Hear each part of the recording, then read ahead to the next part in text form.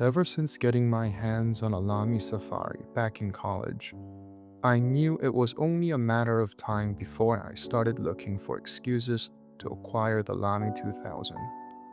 Why, you may ask? Well, the Lamy Safari was my first fountain pen, and it blew my mind.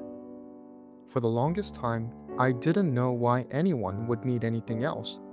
However, despite such thoughts, because I had grown to trust Lamy as a brand, I eventually wanted to own their flagship pen.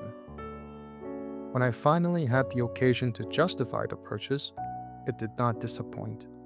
The Lamy 2000 only reinforced my love for the brand. Hi folks, welcome to Stationary Monologues. Today, I want to talk about one of the most classic fountain pens in history, the Lamy 2000. More specifically, I want to propose that Lamy 2000 is one of the best workhorse pens available on the market. As always, timestamps are below, so feel free to jump around. For anything to be considered a workhorse, it must, first and foremost, be reliable. The Lamy 2000 excels in this aspect. On top of the fact that the pen has flawless flow right out of the box with zero skipping and hard starts, it provides an incredibly smooth writing experience. Up to this point, I was mostly familiar with Japanese and Safari extra fine nibs, which have a scratchier feedback. Please note that this is simply an objective observation rather than a subjective valuation. I, personally, have always preferred some feedback from my fountain pens, which is why my first gold nib fountain pen was a Pilot Custom 742 with an extra fine nib. But the Lamy 2000 helped me understand why some would prefer a smoother writing experience.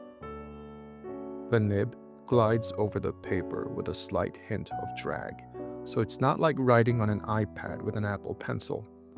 The Lamy 2000's extra fine nib manages to provide a buttery sensation, yet it still feels precise and under control. There are, however, two things that I want to flag for anyone considering purchasing the Lamy 2000. First, based on some of the posts online, the nib sizes can be a bit wider than expected. Personally, I think much of this has to do with the paper being used. Despite the small hooded nib, the Lamy 2000 is a wet writer. What that means is, depending on the paper you are using, the line can be significantly thicker. Compare the two papers on screen. Using the same ink and both with extra fine nibs, the Lamy Safari and Lamy 2000 are nearly identical in width on the Rhodia paper. When compared to other fountain pens, the line width is what is expected from a Western extra fine. However, on the nameless paper that is not fountain pen friendly, we see a huge difference. Regardless, if having a fine line is your priority, I recommend looking into Japanese fountain pens. Second, you may have come across discussions or have already experienced them yourself, suggesting that the Lamy 2000 is prone to skipping. As thoroughly discussed on the Goulet Pen Company's YouTube channel, the skipping is almost always not a quality control issue. Rather, it is related to how the tip of the nib is shaped and the resulting narrower sweet spot. Personally, I didn't find this to be a problem at all. If you are having sweet spot issues, try using the metal clutch rings near the grip section to your advantage. To illustrate, hold the pen as you usually would and ensure it is writing smoothly. You can rotate the pen slightly as you find the sweet spot. Once you have found it, take note of where the metal clutch rings are in relation to your fingers. For me, if I have the metal clutch rings under the center of my thumb, the pen will almost always write. While this depends heavily on your individual grip, if you play around with the positioning of the metal clutch rings, you will eventually be able to write with a Lamy 2000 even in the dark.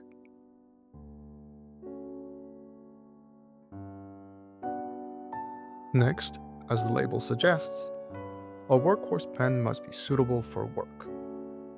As much as I would love to flash my fountain pens with giant rhodium-plated nibs and assert dominance, I would rather go under the radar and have everyone focus on the task at hand. I know people say that nobody cares what pen others are using, but I have had experiences where people commented on mine. It wasn't a Mont Blanc or anything recognizable, but gold has a weird way of drawing attention to itself. So, I prefer my workhorse pens to be more subtle. The Lamy 2000 fits the bill and has been doing so for the past 60 years. The hooded nib not only contributes to the restrained aesthetic, but also lengthens the time the nib can remain uncapped. With its iconic matte black macrolon body and minimalist steel trim, the Lamy 2000 offers a masterclass in restrained design, a look that has stood the test of time for over half a century. Finally, because I am, unfortunately, not a millionaire, I take price into consideration. A workhorse pen will likely spend more time away from the safety of a well-organized desk. It may often find itself in a shirt pocket, rolling around the desk alongside heaps of paper, or left unprotected and exposed to the curiosity of others. By the very nature of its use, a workhorse pen is more exposed to the harsh reality where pens fall off desks, are misused, and, at times, stolen. As such, I am more comfortable carrying a $200 pen than a $1,000 pen for office use. If you have made it this far, thank you for your time. Out of curiosity, what do you look for in a workhorse pen?